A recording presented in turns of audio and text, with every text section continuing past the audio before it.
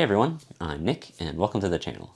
Now last week we checked out a 1972 Saab Sonett III, and today we're going to remove the engine and transmission. Now this car, over the course of its restoration, has been upgraded and modified, including things like rebuilding the engine to race spec, with almost double the horsepower of the factory engine, and some other quality of life features. So we'll check those out, and we'll also learn some pretty fun facts about the Saab Sonett III, like, was it designed to rust?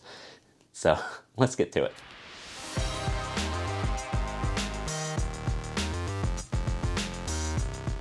Okay, so I guess should we walk through again what we need to remove to first get the hood off? So the hood is mounted on 4 points to the body, right? So we've got the two sides behind the wheel well.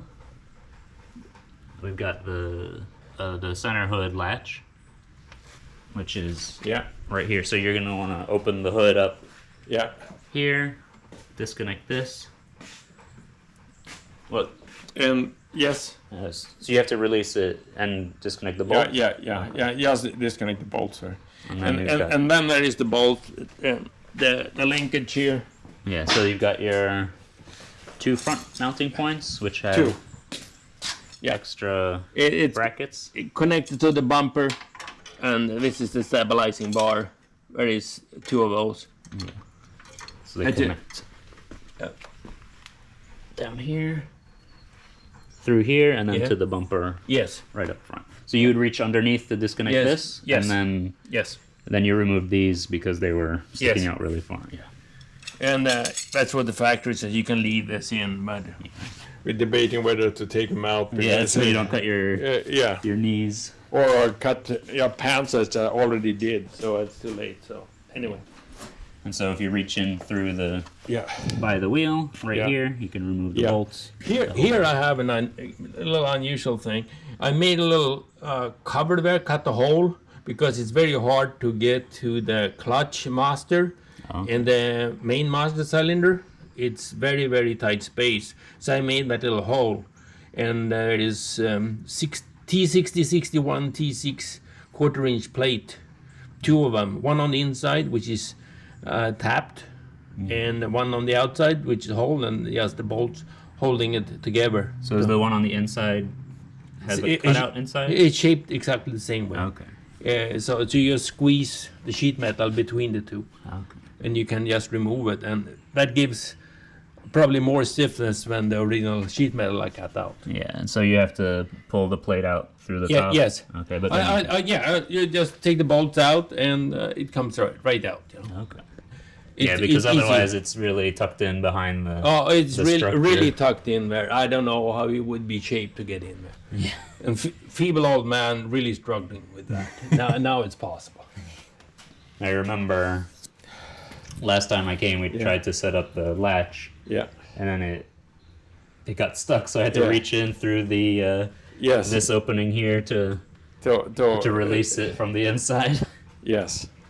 Okay, so let's keep going, I guess. I guess we should drain the coolant first. Yeah. So this is the standard radiator? Yes. I had an old guy, old school, who renovated it for me here. I said, the friendly Chinese are building new ones in aluminum. Yeah, I'm thinking they're available in aluminum now, from China for $300. Oh, wow. A little over $300 or something.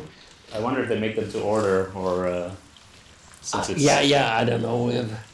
I seen them. It's on eBay, So if I hadn't, probably would have bought. I may buy one at some point, We'll see. Spare. Or just to replace that one, It weighs less and so on, and it's brand new, But if it works, I'll probably just leave it alone, Okay, I should open this up. Yeah, it's a neat feature that they integrated the expansion tank. Yeah. As a stiffener. Stiffener, yeah. You see, these here are stiffeners I put in. Oh, these right here? Yeah, yes. Okay. That is an extra stiffener. But so you reinforce the prevent flex. Yeah, prevent flex. And it's obviously it's not standard, but I see on the people who race these things, they have done this, Okay. Or at least some of them, not all of them, but the guys who know what they're doing have done that. And if you look at it, it definitely will improve structural integrity, you know. So is there a Sonett racing league in Sweden? No. There are 2 cars I know about in the historic racing. And I don't know about any of them in the United States, but it used to be a few, you know. But right now, I don't know. There is probably somewhere, you know, local, but I'm not aware of any right now. There were never very many. I mean, they only built like less than 10,000 cars total. Of all of the models, or just the 3? All of them. Okay. All of them. You know, highest production was 2,500 in 1 year. Otherwise, they run 2,000 a year. You know, so it's. There was a lady who used to have this one.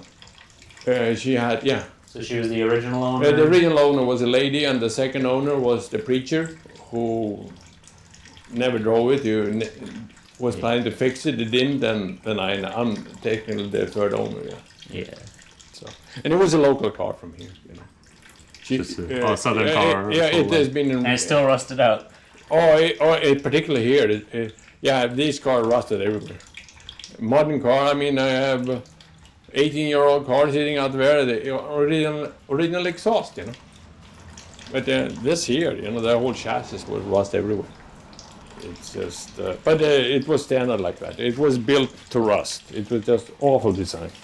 But and no pre-treatment or anything. You know, it was just. Was it bare metal?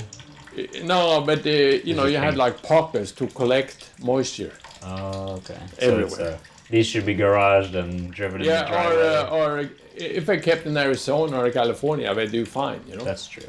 But if here in Richmond, Virginia, it's humidity and so on, it just collects there and rust, you know.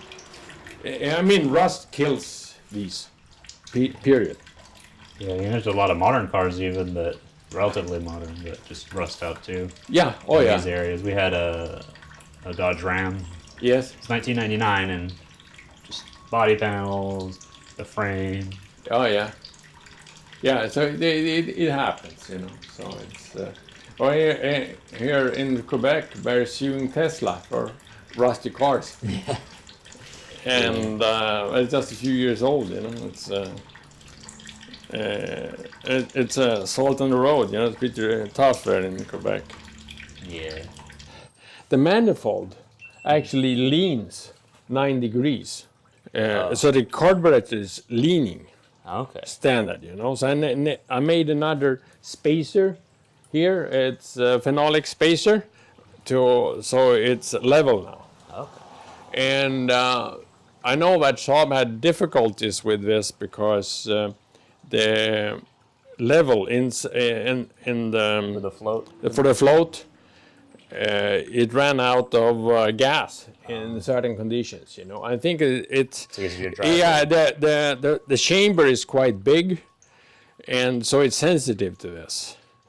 But just by straightening it out, Stefan, who found this here in the US, he claims it worked much better after that. It didn't have a starvation at the curves after that, and it makes sense because it's a wide open chamber. Later carburetors are designed different. So the float chamber is narrower to avoid this kind of issue as much as possible. And so I'm sure the Weber guys were well aware of this, and they addressed it, you know, like 50 years ago. But so a DCNF carburetor is definitely better than this one. This is, you know, from the 1950s, probably designed late 40s, early 50s. You know, very, very old design. This is the original one from the car? No, this carburetor was just an aftermarket thing Saab used in 68, 69, 70. And then they changed it, you know, but it was on the tune engine, but it was something you could buy from Saab at the time. And it was normally used on Ferraris, the 12-cylinder engines, a bunch of those, or on Ford's V6, also used the same carburetor, or a similar version of it, you know. There are some subtle differences between these carburetors. And But it's a good carburetor. It seems to run, but it's somewhat limited in max horsepower compared to later design, mainly because I think the manifold is just awful. So that is the main problem. But once we straighten it out like this, I think I will probably revisit that design. Various improvements to be made. It would be much smarter to level the actual machine, the manifold, instead of making that spacer, because you get the wrong angle for the bolts and that, and you have to two big holes in the spacer, so it doesn't line up good and so on. So it would be much smarter to. But it was already together, so I didn't want to pull it apart. But I have another manifold. I'll fix that. Yeah, and so the manifold you pull the valve covers. Yeah. And then you can lift it up. Oh yeah. It's not a big deal, But and then you can do that. I've been sick, and the energy is just not there, And if it was like 40 years ago, it's just, this is nothing. It's just tiny little job, Yeah. So. Okay. Now we can just pull it off. Maybe. Yep, I think so. It's coming? Not yet. All right, we need to put a screwdriver to get a little leverage on it, right? Do you have a pick? Oh, let's see. We have a pick too, yeah? That's pulling the radiator back. Oh, yeah. It's in there pretty hard, I'm trying to see if I can maybe twist it. Yep. Oh, okay. Maybe we should take it out there too, just to so it's out of the way, Protect it from the... Okay, where would you... So for access, we removed the coolant line that goes to the brace tank, and he had run the power wires here through a grommet on the hose to protect them. You see how tight it is with the fit, Yeah, it's just good. Yes, barely.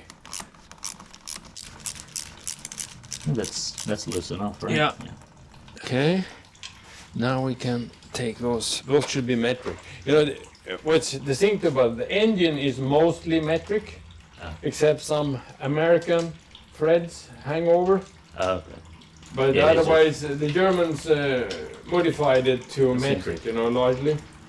Okay. It seems like 13. Yes. That makes sense. Yeah.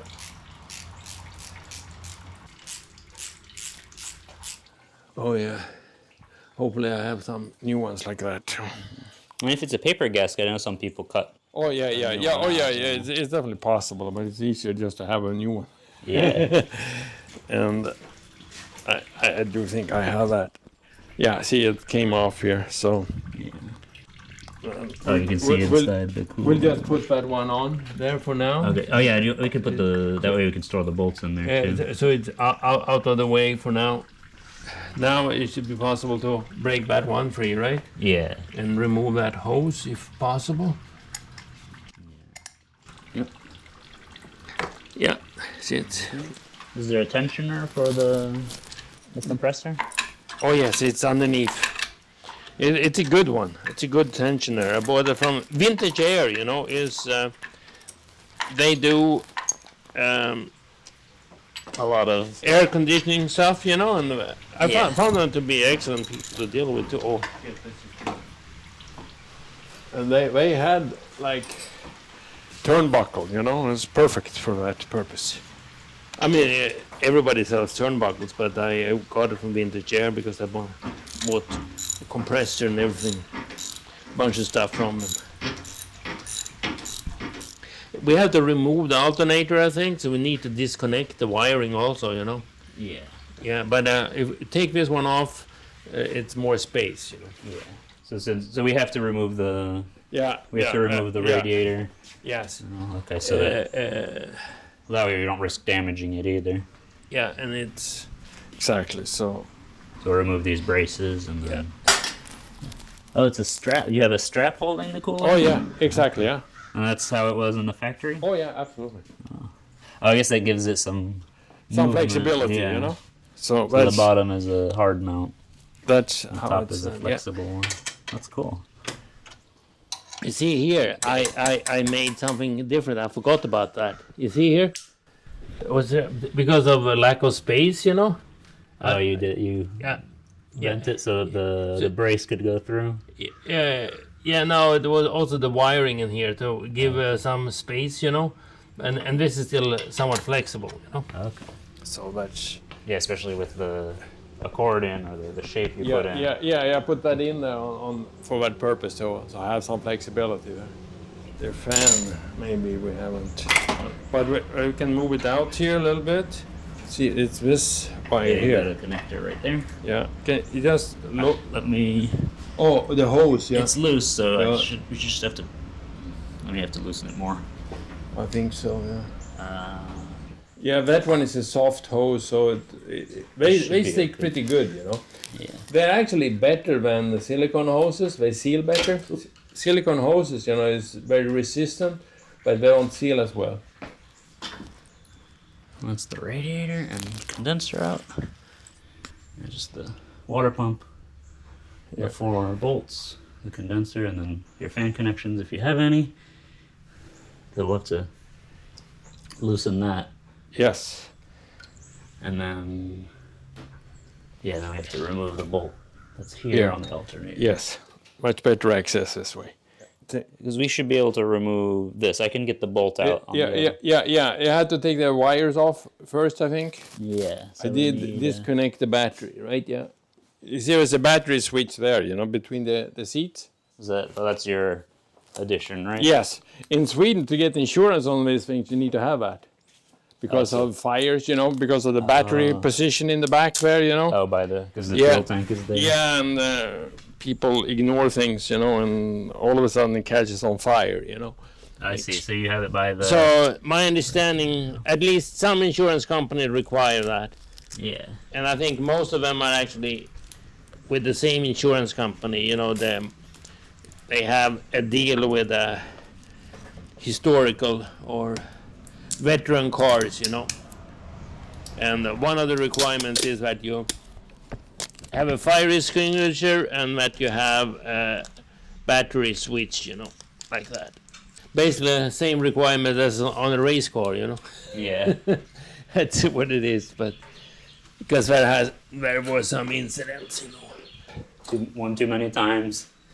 Yeah, I mean, it's not like a unique problem to this car, but the fact with the rust from the batteries, you can imagine when the battery just moving around freely, you know, it's not even tied down in the back, you know, and then falling out that you have short and shit, bad things happen, right by the fuel tank, you know.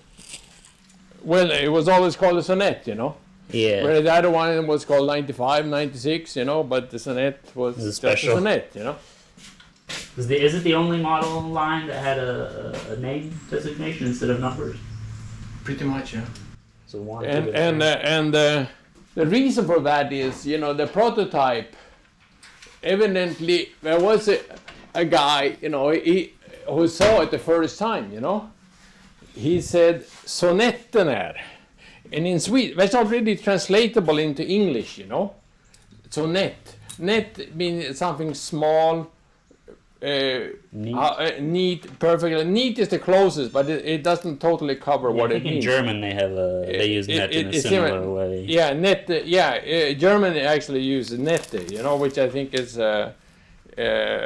another variation, you know, but the meaning it takes, you know, that's where it came from. So they called it a sonnet after that, you know, and that is spelled totally different, you know, but it's the same kind of word, you know, but it has the name they named the car has a totally different meaning to what Yeah. Oh yeah, we need to disconnect. Oh, there's a. Yeah, it's a ground. I got the ground on the. 10 millimeters. I got them. You got them, huh? Okay. Yeah. Just remove the bracket, right? Yeah, at least the top one. Okay. Yeah, that's perfect. But it's not much space. And this is actually 55 amp alternator. Standard is 35. Oh, so this is much bigger. Yeah, because a little bigger. Because with the standard one, it was marginal to keep it charged, the battery charged. Mm-hmm. And but with this, it should be enough, you know. Yeah. But if you put modern lights on it, you could go back to 35, you know. Yeah. No problem. Okay. That frees up a lot of space in here. Yes. So is there another coolant section in here? Is there more coolant in here? Oh, that's just the heater box. Oh, okay. That is, you know, the square thing you see is really the heater box. Okay. That's why it runs up there. Yes. And this is the control valve is kind of on the inside here, you know. Okay. That why that hose here is, you know, it's good. Yeah. The heater valve is here. Okay, so we'll take this belt off afterwards, and then Yeah, just the compressor now, and then it so opens up. this one has the Yeah. tensioner here. Yes. And so if we release that, we can Yeah. pull that, but we actually have to remove. Yeah. So, This I basically designed, you know, because obviously. so you made a bracket here. Yeah, I made a bracket and. Oh, it's a Ford part right here. Oh yeah, it's Ford. The engine is Ford, you know. And here is where originally the fan was here, Okay. and I basically cut that off. And then And what you see there is a freeze plug. okay. Just fill the hole with the freeze plug. Okay. So yeah, that's No welding. Very simple. cool. But that's the way to go. Freeze plugs are designed for that sort of thing, you know. Yeah. So you had this machined Yes, from scratch. Yes. And then so you had the mark. Yeah, and made more visible. I made marks on it. It didn't come like that, but I made that so you can keep track of and the diameter was chosen so not to over rev the alternator, and likewise on the compressor, air conditioning compressor, so you can't over rev. Oh, okay. So you did the factory diameter on Yes. the pulley is a little bigger. Yes, and so. Because I rev it higher now, you know, so that's something the factory learned back in the day because the alternator exploded. And they did the race motor? Yes. Okay. And so this was done by the factory, retired factory mechanic. Machinist. Oh, Yeah, okay. he still build parts, you know, and he did that for me. Oh, that's cool. But I don't think anyone else has for the air conditioning also on the same thing, you know. Okay. Normally it's just that one, you know. You don't have air I guess if conditioning. you do a race car, In race car there is no air conditioning there, you know, and you have to suffer whatever heat comes along, you know. Well, I guess if you're in Sweden most months, it's not too hot, right? Yeah, it's not a problem normally. Oh, is it the oil pressure sensor? Yes. Okay. I leave it like that, then there is no question about where the wires goes, you know. So is that added or is that the factory location? Oh, that's added. That didn't exist. Okay. That is forward shits were about the steering wheel, you know. Yeah. So this definitely wasn't there, you know. Oh yeah, now we can actually take that out. Take that out is best. Is the headers next? Yeah, headers. Yeah, it lifts here, you know, it splits here. Yeah. So it just these two nuts here, you know, which. Okay, there's a clamp there, I see. So the exhaust is pretty low on... Oh, yes. And there is nowhere to hide it, you know. I should have put the muffler underneath. You know, it's pretty loud, you know. I need to do something about that. and you have already made more space for the muffler. Yes. Yeah, it's still... But you could use different mufflers and so on, you know. So Yeah. it's the compression is a bit higher, you know. That raises the sound level too, you know. So Yeah. it's just to a certain extent there is not much you can do, you know. It's just. You ready to take the wheel? It's so light.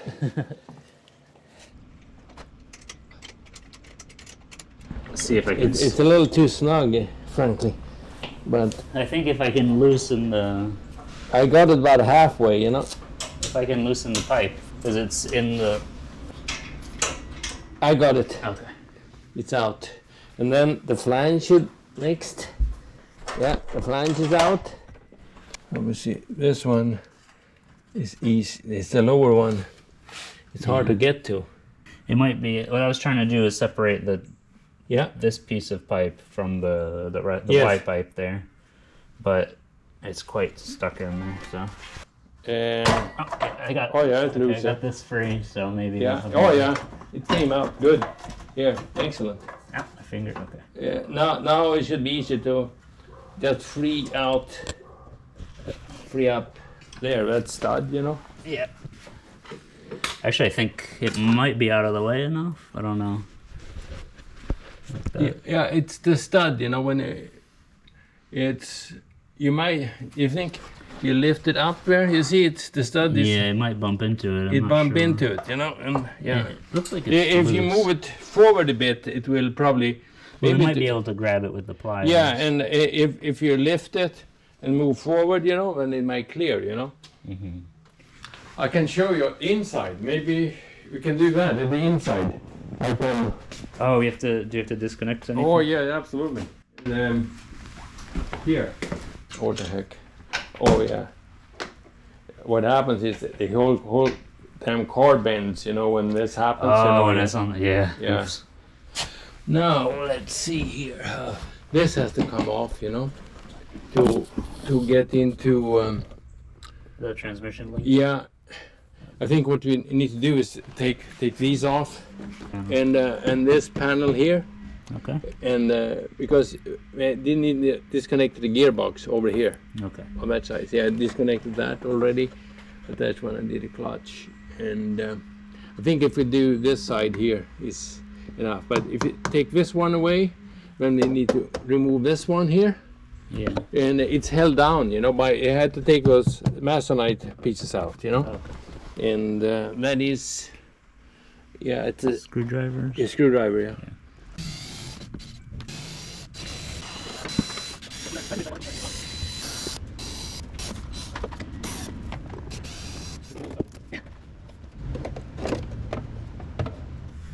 That's the shifter linkage right there, and that panel up front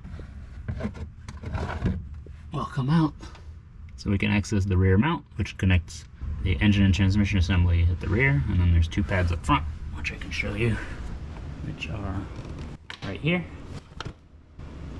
and then on the other side right there. So that's the And this one we had to split. You see over here where is a nut here. You Okay. take it off and move it to the other side, and then tighten and pull the pin out. okay, And that is what connects to the gearbox. yeah. And this comes off here, and then it should be free, you know. Yeah, so we pull the bolt. Okay. Yeah. So should we do Yeah. that last? No, well, we can do it right now. It's not going to go anywhere. Okay. Oh, yeah, because I guess as we pull it forward, it will be. Yeah, free. yeah, it hangs Okay. something like that, you know. And sometimes they can get really stuck, you know. I hope that's not the case now, you know. But it.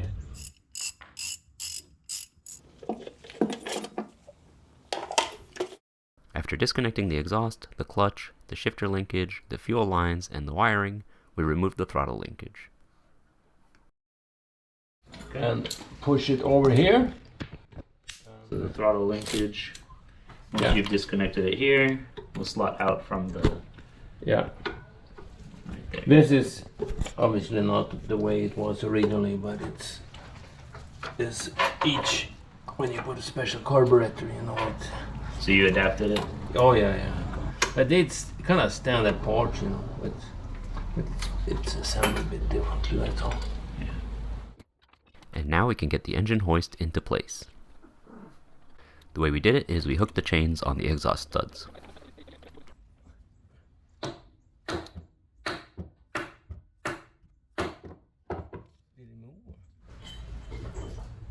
It's still in there. Can you juggle it a bit more? Yeah. I saw it move, but can you juggle back and forth a little bit? Oh, now wait. Hold it. I have to take the bolt out now. Okay. So before you pull the engine out, we also have to get the speedometer cable out, and that is, it was connected in there, Yeah, right. right there. That down there. Oh, on the port down here. Okay. Yeah. I see. Yeah. That's where it goes. Yeah. The port is right there, and that Yeah. just unscrews. Yeah, it's a hand yeah. tight. Yeah. Cool. The next thing we need to do is separate the axles from the transmission. There's not much space here, you know? Yeah, maybe, oh, maybe we push from the front. Yeah. And let me see. It's close, it's very close. So to free up the axle, and then free them from the transmission, what we're gonna do here is, we've compressed the springs here, or this spring, and we're gonna pull these bolts out here, and that should let us pivot the hub out just enough to give a little more room to pull the axle out of the transmission. So, compress the spring and pull these bolts out. With the axles pulled slightly further out, we were able to separate them from the transmission. Not quite. How's that? It's a few millimeters more, you know. It's. I don't want to push on the spring. Trying to brace myself against something. Oh, I got it. Okay. I got it free here somehow. Okay, you can let it go. Okay. And now we'll move the other way, but it's just barely went, you know. I see, yeah. Then we have to reorient this side.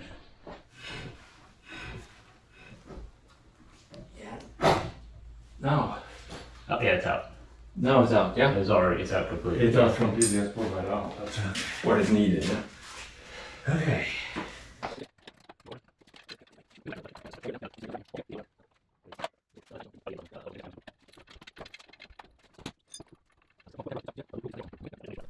With the engine partly out, we realized the starter was catching on the exhaust, so we removed the starter. Underneath. Yep, I see Opposite, yeah.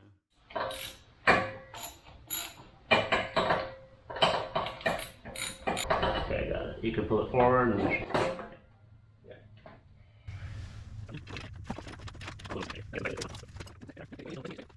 Yeah. you have to. You can roll the hoist forward, I think. I'll watch that case. Yeah, so keep an eye. Yeah, it seems okay. Yeah.